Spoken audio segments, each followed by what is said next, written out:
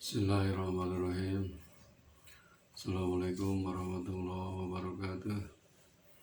Alhamdulillahirrahmanirrahim. Wassalatu wassalamu ala asrafil anbiya'i wal mursalin wa ala alihi wa sahbihi ajma'in. Asyhadu an la ilaha illallah wa asyhadu anna Muhammadan abduhu wa rasuluh. Allahumma shalli ala Muhammad wa ala ali Muhammad kama shallaita ala Ibrahim wa ala ali Ibrahim wa barik ala Muhammad wa ala ali Muhammad kama barakta ala Ibrahim wa ala ali Ibrahim fil alamin innaka Hamidum Majid. Ya ayyuhal hadirun ittaqullaha haqqa tuqatih wa la tamutunna illa wa antum muslimun. Wa qala Allah ta'ala fil Qur'anil Karim, a'udzu billahi minasy syaithanir rajim. Bismillahirrahmanirrahim. Fi qulubihim maradun fazadahumullahu marada wa lahum adzabun bima kanu yakribun. Ma'asyiral muslimin rahimakumullah. Alhamdulillahirabbil alamin. Marilah kita ucapkan kalimat memuji Allah Subhanahu wa taala, yaitu kalimat alhamdulillahirabbil alamin. Segala puji milik Allah Tuhan semesta alam yang telah memberikan berbagai macam nikmat kepada kita, nikmat-nikmat yang tidak terhitung bilangannya yang telah diberikan kepada kita sebagai manusia. Mudah-mudahan kita semua bisa menjadi orang-orang yang bersyukur atau mensyukuri nikmat Allah Subhanahu wa taala. Khususnya adalah nikmat jasmani dan rohani, nikmat iman dan Islam, juga nikmat kesehatan. Tak lupa salawat serta salam mudah-mudahan dilimpahkan kepada junjungan kita Nabi Muhammad SAW, juga kepada keluarganya, para sahabatnya, dan tidak lupa kepada kita sebagai umatnya. Amin ya Allah ya Rabbal alamin. Saudara-saudaraku yang dirahmati Allah SWT, pada kesempatan ini saya akan sampaikan hikmah puasa bulan Ramadan edisi ke-22 tentang 4 hal penyebab hati menjadi gelap. 4 hal penyebab hati menjadi gelap. Ini berdasarkan dari hadis Rasulullah SAW dari kitab Nasaihul Ibad. Hadisnya yang berbunyi, An Abdullah bin Mas'ud, dari Abdullah putra Mas'ud radhiyallahu anhu, qala, beliau berkata, arba'atun min dulumatil qalbi, ada 4 macam, ada 4 hal penyebab hati menjadi gelap. Yang pertama, batnun sa'banun, perut terlalu kenyang. Ini menyebabkan hati menjadi gelap. Terlalu banyak makan. Apa hubungannya banyak makan, terlalu kenyang bisa menjadi gelap hati? Karena pengaruh dari terlalu kenyang itu, pertama, timbul mengantuk, kemudian timbul malas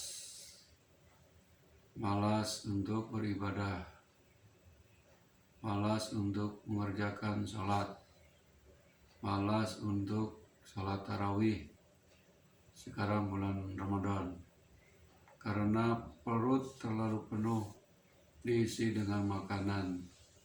Artinya hati jadi gelap itu tidak memberi cahaya untuk mengajak kepada kebenaran. Jadi hatinya gelap, tidak bisa menerangi perintah-perintah Allah, malahan ditutupi perintah Allah itu dengan kegelapan. Sebab fungsinya gelap dan terang itu berfungsi. Kalau gelap biasanya kita tidak bisa melihat apa-apa. Kalau terang benderang, jangankan yang gede, yang kecil pun semut kelihatan. Itulah pengaruh dari terlalu banyak makan, kekenyangan.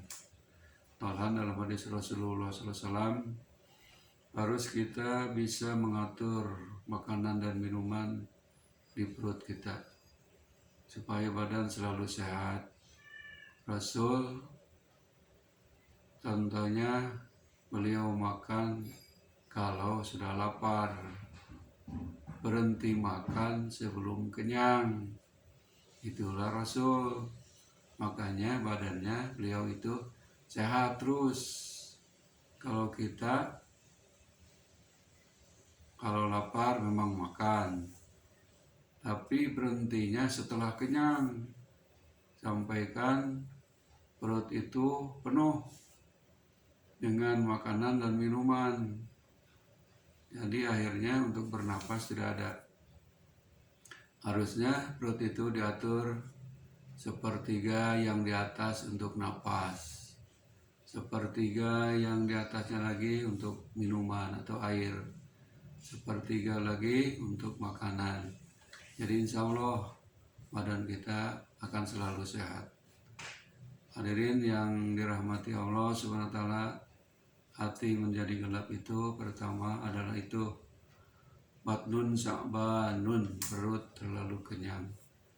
Yang keduanya wasahabatud dolimin, hati menjadi gelap berteman, bersahabat dengan orang-orang dolim. Kita ini dilarang berteman dengan orang-orang yang dolim.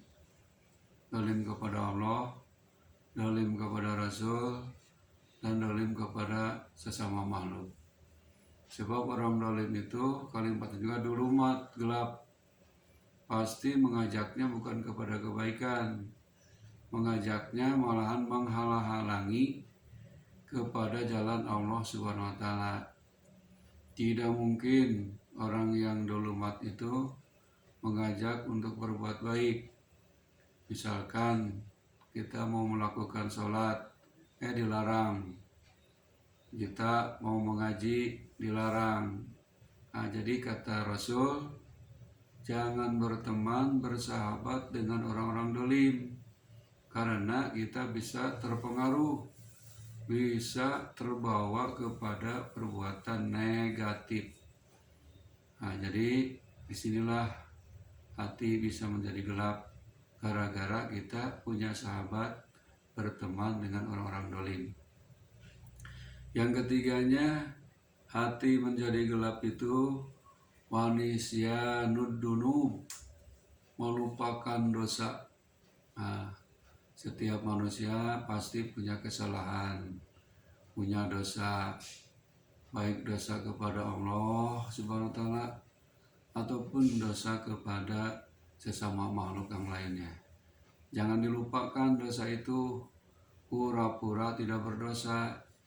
Manusia itu semuanya pasti punya kesalahan, punya kehilapan. Di dalam Quran disebutkan, sebaik-baiknya orang yang berdosa, yang hilaf adalah bertobat atau membaca istighfar, astagfirullahaladzim. Kalau bertobat, ada kalimat tobat yang dicontohkan oleh Nabi Adam alaihissalam, yaitu kalimat Rabbana dolamna ampusana wa illam taghfir lana wa tarhamna lanakunanna minal khasirin. Itu Nabi Adam, Rasul, juga pernah berbuat salah, apalagi kita, bukan Nabi, bukan Rasul. Makanya kita jangan melupakan dosa-dosa. Kalau kita melupakan dosa, apalagi tidak bertobat, tidak beristighfar, maka hati kita ini akan gelap gulita. kita, tidak membawa kepada untuk semangat beribadah. Jadi artinya malas beribadah gara-gara dosa kita ditutupi sendiri, harusnya ditaubati atau minta ampun kepada Allah SWT. Yang keempatnya, hati kita menjadi gelap, kata Rasul, watulul amali, panjang cita-cita, panjang angan-angan, banyak kelamunan. Kalau manusia banyak cita-cita, banyak angan-angan, banyak hayalan lamunan ini bisa melupakan untuk beribadah, bisa melupakan untuk dzikir kepada Allah.